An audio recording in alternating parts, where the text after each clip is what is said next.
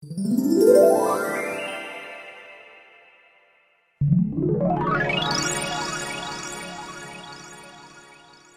ব্যাপার ছোট বউ, তুমি কি শেষমেশ পাগল হলে নাকি? মাথার চুলগুলো সব গেল কোথায় তোমার? ছি ছি ছি ছি ছি, এই বয়সে মাথার চুলগুলো ফেলে দিলে? ছোট বউ, বাড়ি ভর্তি মেহমানের সামনে কি পাগলামি শুরু করেছো বলো তো? তুমি কি এই সমাজে আমাদেরকে হাসির পাত্র না বানিয়ে ছাড়বে না? না কাকু, ছোট চাচি পাগল কেন হবে? তুমি ওনাকে এভাবে বলো না। আসলে ছোট চাচির মাথা তো সারাক্ষণ গরম হয়ে থাকে, আর মাথায় তো সারাদিন কত কি ঘুরতে থাকে, কত চিন্তা। তা তুমি কি বুঝবে? এত চিন্তা যার মাথায় থাকে, মাথাটা তো একটু গরম হবেই তার। তাই চাচি মাথাটাকে একটু ঠান্ডা করতে চুলগুলো সব ফেলে দিয়েছে, তাই না ছোট চাচি? চুপ কর শয়তান পাখি, তুই সবার সামনে আমাকে এভাবে ঘুরিয়ে পেঁচিয়ে অপমান করছিস। ভেবেছিস কি আমি কিছুই বুঝি না? এর ফল কিন্তু ভালো হবে না, এই আমি বলে দিলাম। কিন্তু আসলে আমার মাথায় কি হয়েছে? তোমরা সবাই এসব কি বলছো? আমাকে সবাই এমন টেকো কেন বলছো? একবার মাথায় হাত দিয়ে দেখি তো সত্যি কি তাই। এরপর ছোট বউ তার টেকো মাথায় হাত দিয়ে অবাক হয়ে যায়। এ কি, এ তো সত্যি আমার মাথাতে তো কোনো চুলই নেই। কি করে হলো এসব? না না, এসব কিছুতেই হতে পারে না। আমার এত সাদের চুলগুলো কোথায় গেল? কিভাবে এমন হলো? ছোট বউ, এখনো তুমি এখানে দাঁড়িয়ে কেন আছো? যাও, এক্ষুনি তোমার ঘরে যাও। সবার সামনে আর আমাদের কত হাসির পাত্র বানাতে চাও তুমি? যত সব। ওরে বাবা, এ তো দেখছি রতনের ছোট বউ পাগল হয়ে গেছে মনে হয়। যাই হোক, আমি যে কাজে এসেছি আমাকে এবার সে কাজেই মন দেয়া ভালো। যাই, রতনের কাছে এবার বিয়ের প্রস্তাবটা দিয়েই দিই। এই যে রতন, তুই আর তোর দুই বউ একসাথে আমার সাথে একটু বাইরের ঘরে আয় তো। তোদের সাথে একটা বিশেষ জরুরি কথা ছিল।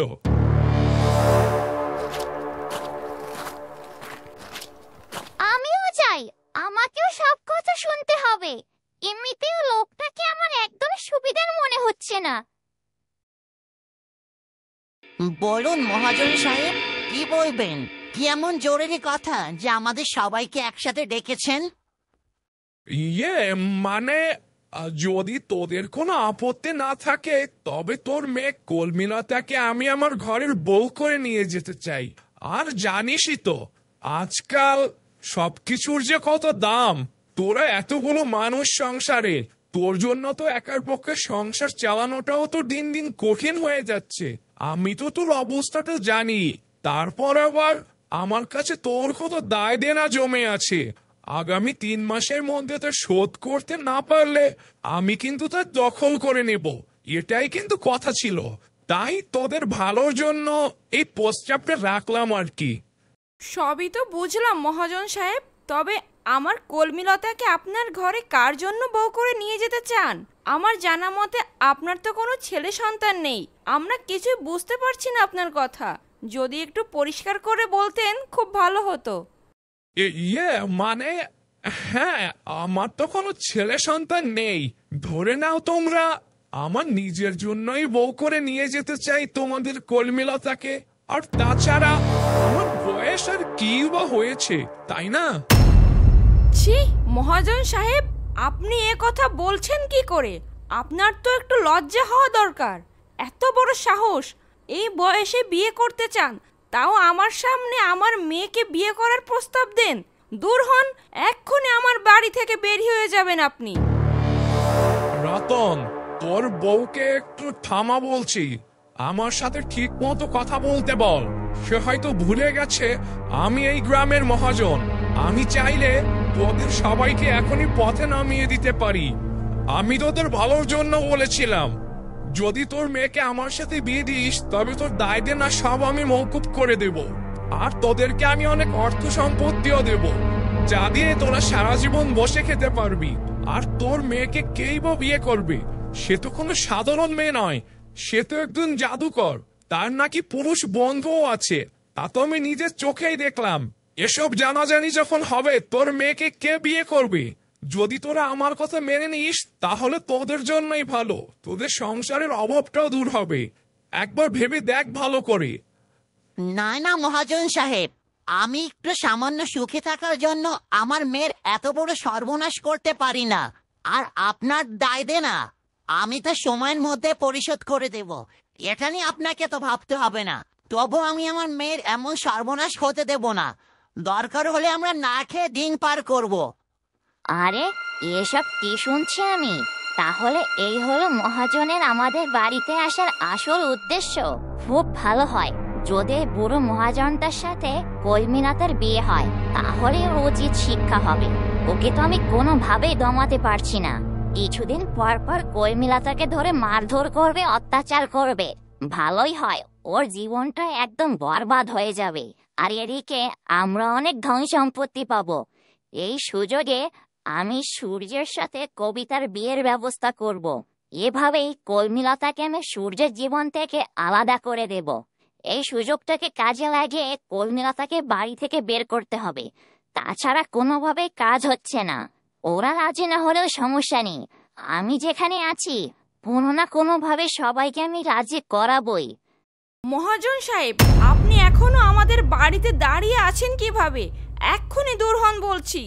এরপর থেকে আর কোনোদিনও এমন অসৎ উদ্দেশ্য নিয়ে আমাদের বাড়ির ধারের কাছেও আসবেন না, তাহলে ভালো হবে না কিন্তু, এই বলে দিলাম। হ্যাঁ হ্যাঁ, যাচ্ছি। তবে আজকের এই ব্যবহারের জন্য তোমাদের চরম মূল্য দিতে হবে। এই বলে গেলাম আমি। আমার চোখ যেখানে পড়ে তা আমি আমার নিজের করেই ছাড়ি। চল পিন্টু।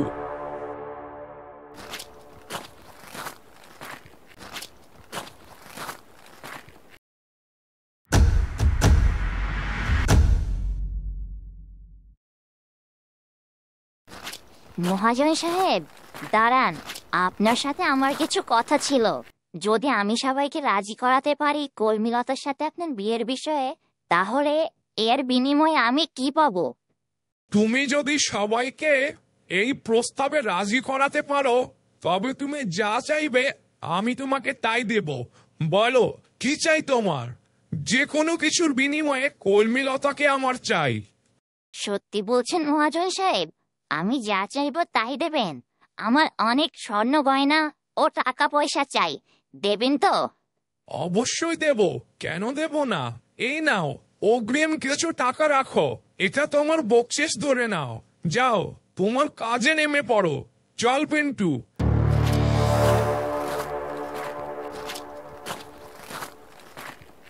যাক বাবা, মাথার চুল নিয়ে এত সময় মন খারাপ ছিল, তবে এখন মনটা একদমই ভালো হয়ে গেল। যাই, ঘরে গিয়ে টাকাগুলো লুকিয়ে রেখে আসি।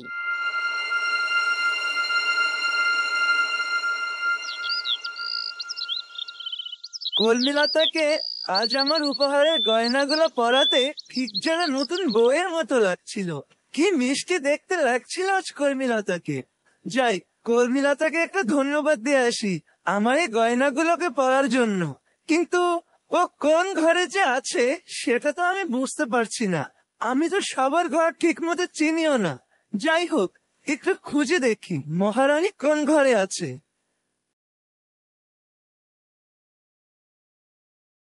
এই বলে সূর্য কলমিলতাকে খুঁজতে গিয়ে ভুল করে কবিতার ঘরে ঢুকে পড়ে। কারণ সেদিন কলমিলতা ও কবিতা একই রকম শাড়ি পরার কারণে সূর্য কলমিলতাকে চিনতে ভুল করে। এই তো কলমিলতা তাহলে এই ঘরে। যাই, আর দেরি না করে এখনই ওর কাছে যাই।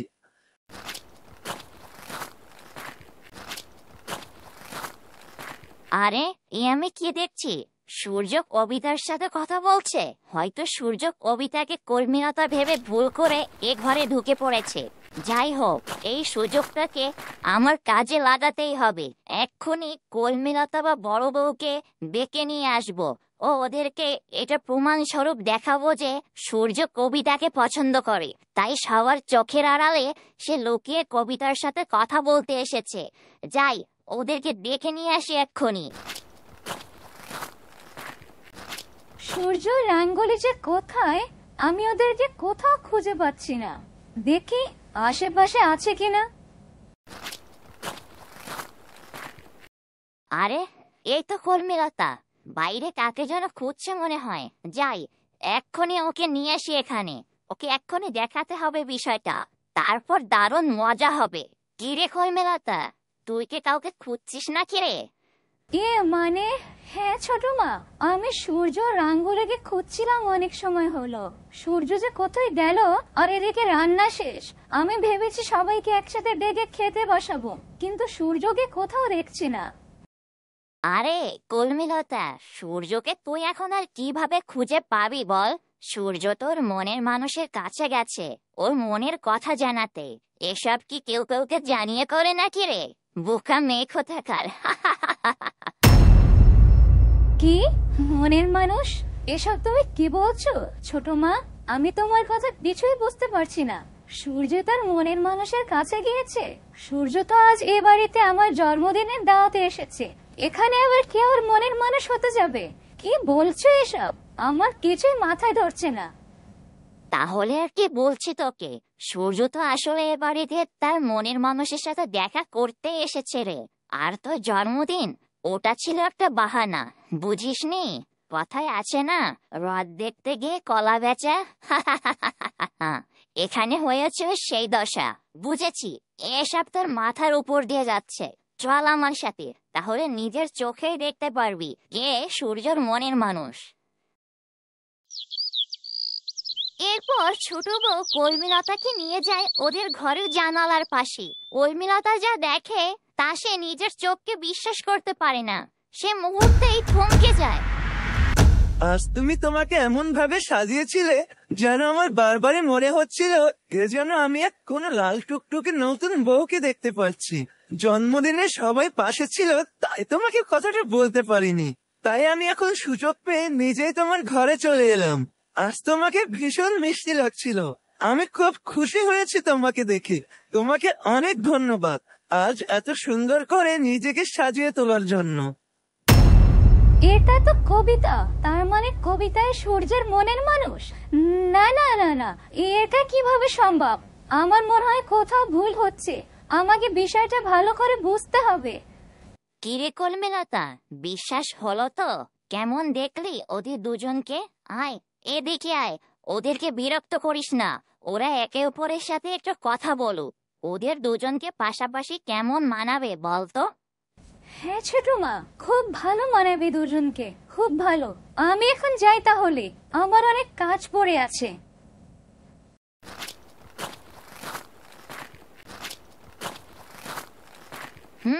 নিয়েছে একদম জায়গা মতো। আহা, কর্মীলতার মুখখানা ছিল একদম দেখার মতো। কষ্টে যেন বুকটা ফেটে যাচ্ছিল, কিন্তু মুখে কিছুই বলতে পারছিল না বেচারি। অনেকদিন পর কর্মীলতাকে জব্দ করতে পারলাম। এই সুযোগটাকে কাজে লাগিয়ে সূর্যকে আমি হাত করব, আর এই কর্মীলতাকে মহাজনের সাথে বিয়ে দিয়ে অনেক টাকা পয়সা হাতিয়ে নেব। তারপর আমি রাজরানী হয়ে জীবন কাটাবো। কি হলো কর্মীলতা? আমি একাই এত কথা বলে যাচ্ছি আর তুমি কিনা একটা কথার জবাবও দিচ্ছ না। কি হয়েছে তোমার? আমি আবার কোনো ভুল করলাম নাকি? আমি কবিতা, কর্মীলতা নই। আমি এত সময় আপনার সব কথাই শুনে নিয়েছি। আপনি হয়তো আজ আমাদের দু বোনকে একই রকম শাড়ি পরাতে দেখে গুলিয়ে ফেলেছেন। সূর্য ভাইয়া, আমি বুঝে গেছি আপনি মনে মনে আমার বুবুকে অনেক পছন্দ করে ফেলেছেন, তাই না? মানে এ কি কবিতা, তুমি এটা কিভাবে হলো? আমি তোমাদের দুজনকে একদমই গুলিয়ে ফেলেছি তাহলে? যা, আমার কিন্তু এবার খুব লজ্জা লাগছে। তুমি কিন্তু ভারী দুষ্ট হয়েছো কবিতা। আমি গেলাম এখান থেকে।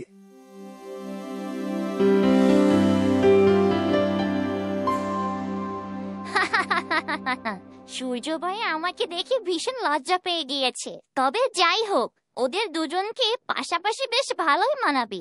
দেখা যাক সামনে কি হয়। আমি আজ নিজের চোখে কি দেখলাম। সত্যি কি সূর্য কবিতাকে পছন্দ করে? এজন্য কি আজ সকালে সূর্য আমার থেকে বিষয়টা এড়িয়ে গিয়েছিল? তবে কি আমার ধারণাই সঠিক ছিল? হ্যাঁ, তাহলেই বা আমার কি? আমার কেন এত খারাপ লাগছে? না না, আমি এসব একদমই ভাববো না। সূর্য তো ছিল মাত্র আমার বন্ধুই। আমাকে মানুষ রূপে ফিরিয়ে আনাই ছিল সূর্যের একমাত্র উদ্দেশ্য। আমার কেন এত খারাপ লাগছে? যাই দেখে আসি মা কোথায়। মায়ের কোলে মাথা রাখলে হয়তো একটু ভালো লাগবে।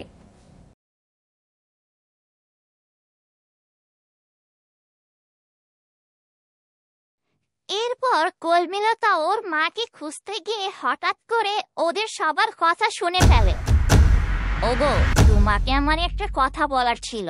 তুমি তো দেখতেই পারছো দিনে দিনে সংসারের খরচ কত বেড়েই চলেছে, আর এদিকে তোমার ব্যবসার অবস্থাও তো ভালো না। ঘরে দুটো বিবাহযোগ্য মেয়ে। তুমিই তো বলেছিলে মেয়েদের বিয়ে দিতে বেশ টাকা পয়সা সোনা গয়নার প্রয়োজন, তা না হলে আমরা মেয়েদের ভালো ঘরে বিয়ে দিতে পারবো না। আমাদের তো এই মুহূর্তে এসব জোগাড় করার মতো কোনো অবস্থাও নেই। তাই বলছিলাম কি, তুমি যদি মহাজনের প্রস্তাবে রাজি হয়ে যাও। আর লোকে তো কলমিলতাকে এমনিতেও ভালোভাবে মেনে নিতে চাইছে না। কি বলছিস তুই এসব ছোট? তার মানে তুই কি চাস সামান্য কিছু টাকা আর একটু সুখে থাকার জন্য আমার কলমিলতাকে লম্পট মহাজনের সাথে বিয়ে দিয়ে দেই? তুই কি পারতি যদি এটা তোর মেয়ে কবিতার ক্ষেত্রে হতো? মানে এসব আবার কি শুনছি? ওই মহাজনের সাথে আমাকে বিয়ে দেওয়ার কথা চলছে এখানে। তার মানে আমি সবার গলার কাটা হয়ে গিয়েছে সংসারে, তাই তো? আমার এখানে বরং না আসাটাই ভালো ছিল। আমি তোমাদের ভালোর জন্যই বলছি বড় বউ। একবার ভেবে দেখো, মহাজনের সাথে যদি বিয়ে হয় আমরা তাহলে কত সুখে শান্তিতে থাকতে পারতাম। কবিতার বাবার কত দায় দেনা জমে আছে মহাজনের কাছে, এগুলো আর পরিশোধ করার প্রয়োজন পড়তো না। আর কলমিলতাকে এ গায়ের কেউ ভালো চোখে দেখছেও না। তাই আমার মনে হয় মহাজনের এই প্রস্তাবে রাজি হয় বরং ভালো। আর তাছাড়া কবে কলমিলতার বিয়ে হবে তার তো কোনো ঠিক ঠিকানা নেই। ততদিন কি আমার মেয়েটাকে বসিয়ে রাখবো নাকি? আমি আমার মেয়েকে দ্রুতই পাত্রস্থ করতে চাই। জমিদার পুত্র সূর্য আমার মেয়েকে পছন্দ করেছে। যত দ্রুত সম্ভব আমি ওদেরকে বিয়ে দেওয়ার ব্যবস্থা করতে চাই। ওগো, তুমি একবার সূর্যদের বাড়িতে কবিতার জন্য বিয়ের প্রস্তাব নিয়ে যাও না, তা না হলে সূর্যর মতো সুপাত্র আমাদের হাতছাড়া হয়ে যেতে পারে। বাহ, এখন তো দেখছি সূর্য আর কবিতার বিয়ে পর্যন্ত এগিয়ে গিয়েছে। হয়তো দুদিন বাদে সূর্য নিজেই কবিতাকে বিয়ের প্রস্তাব দিত। পানি এত দূর গড়িয়ে গিয়েছে আর আমি কিনা কিছুই জানি না। সূর্য আমাকে কিছুই বলার প্রয়োজনটা মনে করলো না। ও কি ভেবেছিল আমি হিংসা করব? আমি জানি না সূর্য কেন বিষয়টা আমাকে লুকিয়ে গেল। ও আমাকে একবার বললেই পারতো। আমি আর এসব কিছুই নিতে পারছি না। এদিকে কলমিলতাদের বাড়িতে তাদের প্রতিবেশী এক বুড়িমা আসে। কই রতনের বউ, বাড়িতে আছো নাকি? একটু বেরিয়ে আসো তো।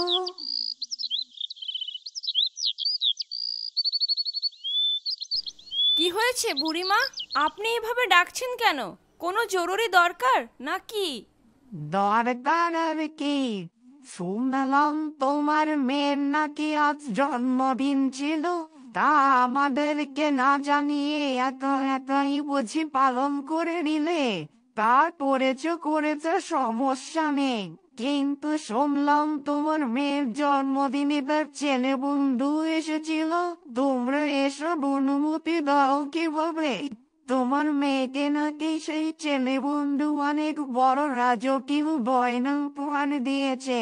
সেই লোভেই বুঝি মেয়েকে এমন ছেলে বন্ধুদের সাথে মেলামেশা করার অনুমতি দাও? তোমরা কি আমাদের গ্রামের নিয়ম কানুন সব নষ্ট করবে নাকি? এমন চলতে থাকলে তো তোমার মেয়েকে আর কোনোদিন বিয়ে দিতে পারবে না। কে বিয়ে করবে এমন মেয়েকে যে কিনা ছেলে বন্ধুর সাথে মেলামেশা করে?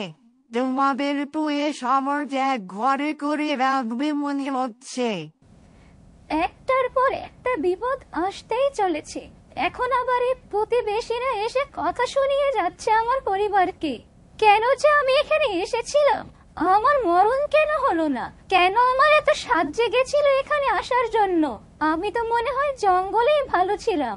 মানুষ হওয়ার পর জীবনের চাহিদাগুলো যেন বদলে যেতে শুরু করেছে আমার। মানুষের মতো স্বপ্ন দেখতে শুরু করেছিলাম, আবার তো অচিরে ভেঙেও যাচ্ছে। না না, আমি আমার পরিবারের সুখের জন্য সব মেনে নেব। আমার কারণে যদি আমার পরিবারের সম্মান নষ্ট হয়।